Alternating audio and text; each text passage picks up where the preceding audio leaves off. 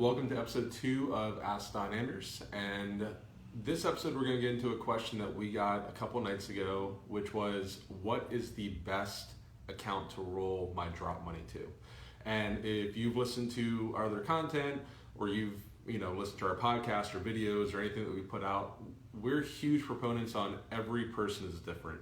So we don't like to give blanket advice to a bunch of people, with one exception. If you don't know, so let's say you don't know what your needs are, you don't know what retirement's going to be like, or you're just feeling pressured with your drop account. So I talked about how you have to turn in your drop form, your drop payment form, within 60 days of when you separate, or else it's taxable. So a lot of you might be feeling pressured, right? You've never retired before, you don't know what it's going to be like.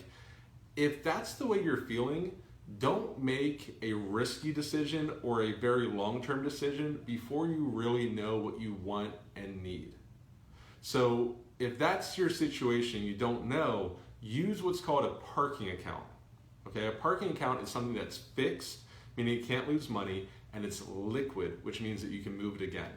And almost all of your employers at the state of Florida have some type of parking account that you can use that will be fixed and liquid when you separate. But even if you don't, you can use a money market account that's not going to make much, but it's going to be available. Okay, so if you're about to retire and you have to turn in that form, don't feel pressured and don't make a long-term decision because of that pressure when you don't know. Put it into the parking account and then meet with your financial professional 3 months, 6 months, a year later, when you are certain and when you have experienced retirement, and then make your long-term decision, and then take some more risks with your investments, because obviously you want to keep up with inflation, but you also don't want to do something with your money that you're going to regret later because you've never experienced retirement before and you don't really know what you do and do not want yet. So